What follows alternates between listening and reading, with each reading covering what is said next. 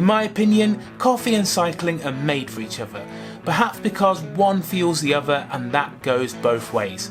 Both bring people together for great conversation while enjoying something you love. In this series, I'm going to be travelling around, meeting up with other members of the Vitus family, and they are going to be taking me on their favourite coffee ride.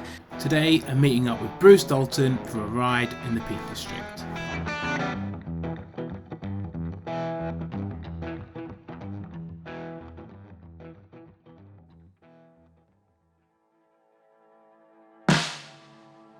Guess what we're doing today? Over down Kerber Gap with an iconic view over the peaks, and then over Abbey Moor, grab a piece of cake and a coffee in Hathersage, have a chat, and then smash it up, surprise view, straight down and then back along. There we go.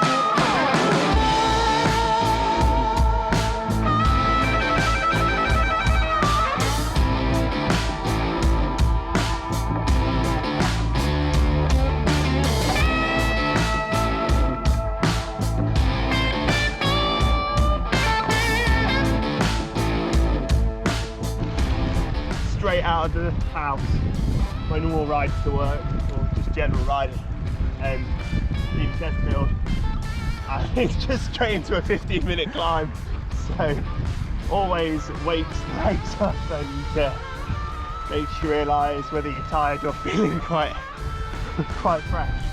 I got into cycling really from motocross and motorbikes, so I started off riding little pee-wee 50cc motorbikes when I was like 8 or 9, and then I grew out of that motorbike and got another little one which we rode around the field at the top of the hill behind my house, and then I was like getting to a point where I really wanted to go and explore a bit more. Of course you can't just tear around on a motorbike unwatched by anyone when you're that age, and you can't ride on the road, so the solution was mountain biking. And basically my parents went to France for a family holiday, and they bought a mountain bike for me as my birthday present. My birthday's all in August, so we'd been away and I'd been kind of hankering after a bike I'd seen in the supermarket of all places, and lo and behold, when I got home from France, there was my bike that somehow they'd managed to keep secret, which they hid in the caravan toilet,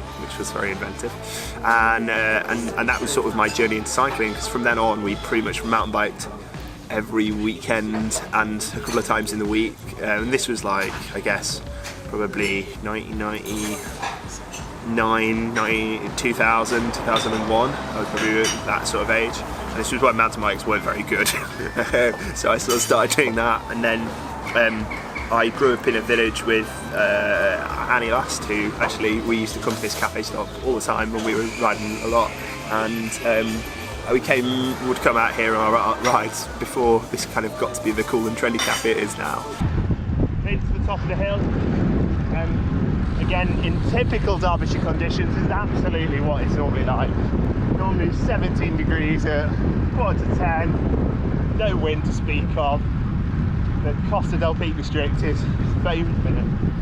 Normally at this point I'd be doing 16 km an hour into a block headwind with either hail, snow or sleet in some combination pretty much any other month than July. But this top road's beautiful. I love it because you've kind of got all that reward of the first little bit that wakes your legs up, and the climb that we've just done isn't particularly hard, and then we'll ride over and start to see a bit more of the kind of typical moors and peaks. But why wouldn't you want to ride here? I mean, it's just gorgeous.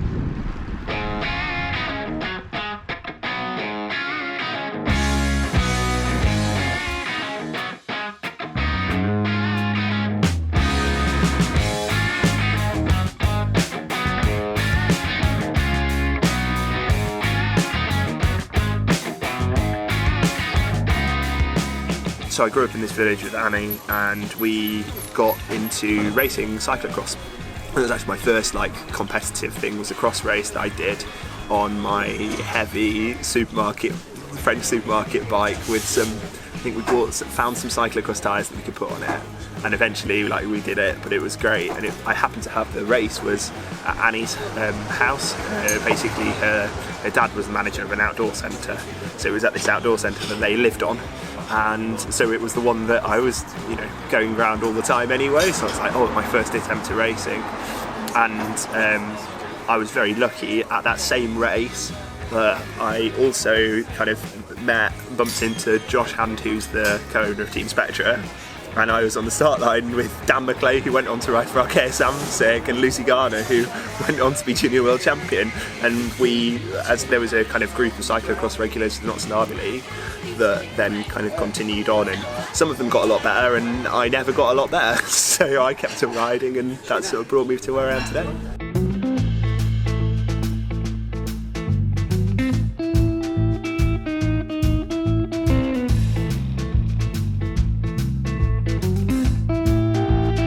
We've done just under 2 hours. We're sat outside Coleman's Deli in Hathersage until we sat down. It was a gorgeous day. I've just had a bit of sticky ginger cake and a coffee, and of course none of this on diet coke or anything like that. This is full fat, all the sugar you need to get you back up the final hill to get you home. So Spectra is an interesting one. So it was a bit of a lockdown project basically. So I originally had an idea of doing a very good sort of small level cyclocross team and gravel, which was called CX Syndicate, which we got some help from Vitus with bikes and a few other sponsors, and I started a process, and we had a couple of some really good riders. Ian Field was quite a bit of a coup because he came across to us and rode with us, but it was the year that COVID happened really, and so the season was completely altered. Actually, it was Vitus at the time who kind of said, who really kicked it off really, asked, would you like to sort of run a road team? And I sort of said to the guys that I don't think where the future of teams needs to go is just the pure road team. So I thought, we need to do something that's very balanced in what we wanted to do. So we set up as a gender balanced, multi-discipline team, which places as much value on gravel, MTB, all the way through to the high-end road. And so we took on that, and 2 years later now, nearly 2 years later, we've been running. I hope sort of touch wood successfully, and we've got an amazing influx of new riders this year, and we've retained some really talented riders from last year. So I'm on the ZX1 Vitus this year. This is the SRAM Force equipped model. I was on the Vitesse last year. This is just definitely a stiffer, faster bike, and it just noticeably rolls quicker. Kind of hard to quantify what that really means, but it feels fast. The only real change from stock is saddle and wheels. So for today, sort of my general riding pair, I go for a 38mm, which is great in the peaks. Sort of nice balance of fast, but also quite a low rim weight on the bike, which feels great, really. The sponsorship we have with Vitus isn't really like a normal sponsorship. I don't think, anyway. We're maybe everyone's like this, but we're in absolute constant cahoots with the guys. I've sat for the last 2 years in frame development conversations. I've been involved with developing some of the bikes. We've had feedback from riders on products. They've been obviously the kind of traditional stuff about teams don't run without cash and bikes, so they've been really good for that side of things. And then I guess ultimately we've got this sort of 3-4 year plan with them as well, which makes a massive difference, because having continuity in a team is half the battle.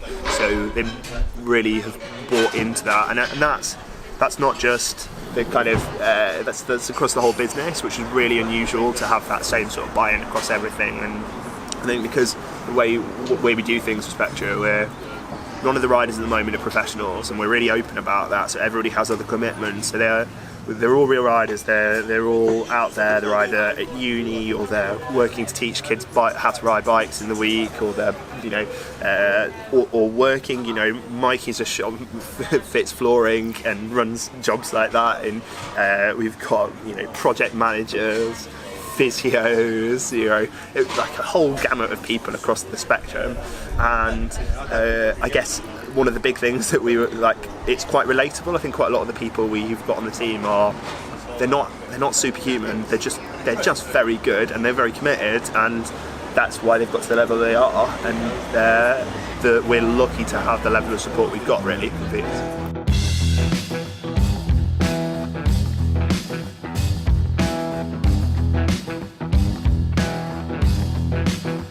Got big goals, really.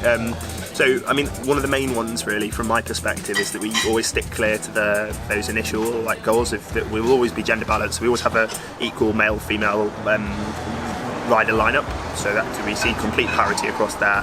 The level of support is complete parity as well, and the kind of calendar that we offer as well. We see no benefit or over a high level UCI road race than we do over a cross race or a mountain bike race or a gravel race. They're all, to me, to us and management, they're all valid. The second thing is kind of in year 2 we do expect to see a level of results that we've not seen in the past, because the riders that we've got on the team, the programme, the management that we've got on board, you know, we brought on board James, who's our racing support officer, and he will be managing the riders on a day-to-day basis to try and get the most out of the events.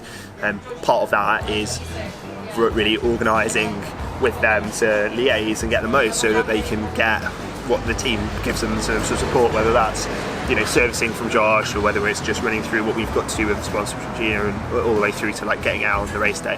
So that's where we're kind of going in the future, is definitely a bit more of a performance orientated view over the next year and a half, with a vision to hopefully, I mean, our ultimate goal is to be to be able to pay a living wage at parity across all the staff levels. So that would include riders, and we'd be the first team in the UK to pay a living wage straight out the door.